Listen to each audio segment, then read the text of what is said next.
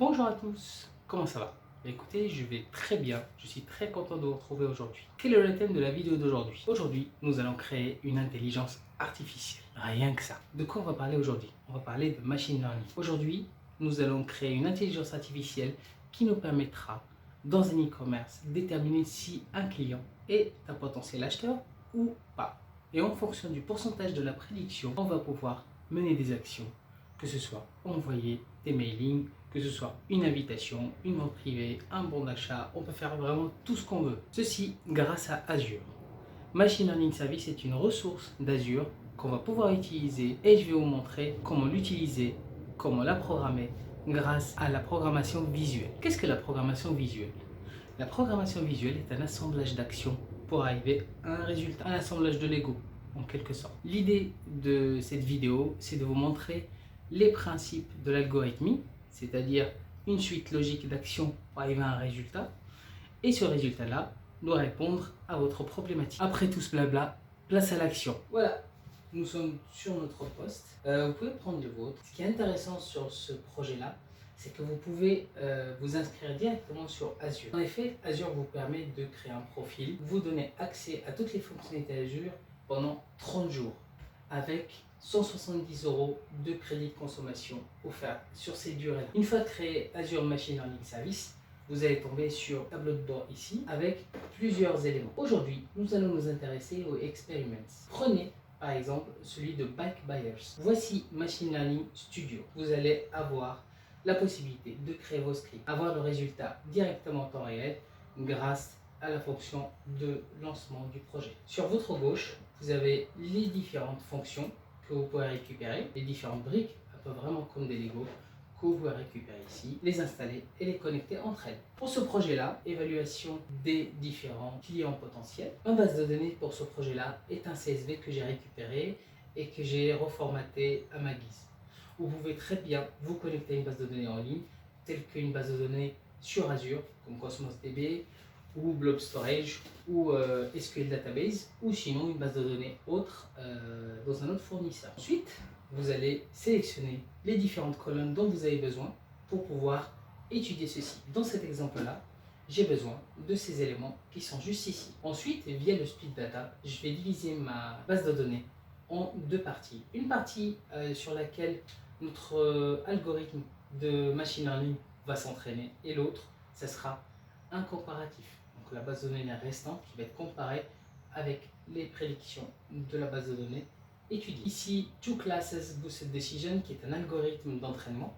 Vous pouvez en choisir plein, vous pouvez faire vos tests. Train Model qui est l'élément qui sert à l'entraînement. Ensuite, Score Model va comparer les algorithmes qui ont été initialement édités et l'entraînement du machine learning. Ces résultats vont s'afficher sur le Evaluate Model. Dans ce cas-là, je vais lancer le code. Mon code a été lancé sans erreur.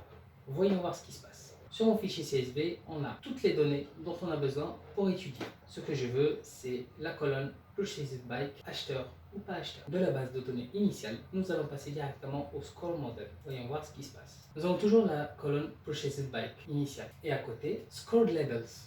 En gros, la colonne Scored Labels a été créée par l'intelligence artificielle qui, elle, en fonction des critères qu'on a eu sur toutes les colonnes qu'on a étudiées, a déterminé si une personne est acheteuse ou pas. Vous voyez, donc vous avez certaines erreurs qui sont là et d'autres, donc vous avez yes, yes, no, no, etc., etc.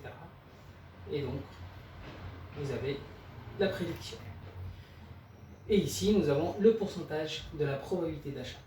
Ici, quand il dit non, en gros, on est sur un score de presque 0%. Ici, l'algorithme est quasiment fiable et sûr de lui à 100% que le client va acheter. Vous avez cette courbe-là qui va représenter le pourcentage de confiance qu'on peut faire au machine learning. Plus cette courbe-là tend vers le haut gauche du graphique, plus la courbe est fiable. Si elle arrive au niveau de l'axe médian, cela veut dire que l'algorithme n'est pas sûr de lui. C'est l'équivalent à un lancer de pièces pile ou face. Si la courbe tend en bas à droite, cela veut dire que la courbe est totalement fausse. Voilà pour la première partie. Vous avez créé, félicitations, vous avez créé votre premier algorithme qui est entraîné aujourd'hui. Ce que vous allez faire, c'est que vous allez enregistrer cette partie-là uniquement et on va créer notre web service. Voici l'algorithme du web service. Ce qui change, au lieu d'avoir un entraînement plus un algorithme, maintenant nous avons un modèle entraîné qu'on a enregistré, qu'on a récupéré d'ici, et un web service input et un output. On va lancer tout cela. L'algorithme a été lancé. Maintenant, nous allons déployer le web service pour pouvoir le tester et voir ce qui va se passer. Le web service est généré. Vous avez une clé d'API qui est juste ici pour faire votre requête. Imaginez, vous avez un site e-commerce, une personne crée son profil. Une fois que vous validez, ce profil-là est directement entré dans votre web service machine learning et étudié pour voir si votre acheteur est si votre client est un potentiel acheteur ou pas. Nous allons tester tout ça. Azure Machine Learning va vous préparer un formulaire déjà pour pouvoir tester votre s'il marche ou pas. J'ai rempli le formulaire. Bien sûr, il faut qu'il soit en cohérence avec ce que vous avez déjà eu comme données. L'idée est que vous avez déjà une donnée qui a été étudiée. Si vous mettez quelque chose qui soit complètement hors périmètre d'études, ça risque de fausser vos résultats. On teste cette personne-là qui est mariée, qui est un homme avec 40 000 € de revenus annuels, avec un enfant, une voiture, âge 38, voilà, etc., etc. Et potentiellement un acheteur. On ne fera rien au niveau de nos scripts. Le résultat aurait été différent. On aurait tenté une action. On aurait programmé dans le code le convaincre ou transformer ce prospect en client. Félicitations, vous avez réussi votre première intelligence artificielle. Maintenant, vous pouvez en faire ce que vous voulez. Ou vous pouvez le déployer via un site web avec un formulaire, ou sinon, vous pouvez tout simplement créer d'autres éléments, vous récupérer de la data pour pouvoir l'étudier. Un exemple, vos commerciaux peuvent utiliser la base de données existante pour entrer leurs leads et les comparer, savoir si le client est un acheteur, à combien il serait capable d'acheter pour déterminer par exemple le budget qu'il a sans forcément lui demander, et trouver toutes les conditions pour favoriser la transformation d'un prospect à un client. Cette vidéo est maintenant terminée.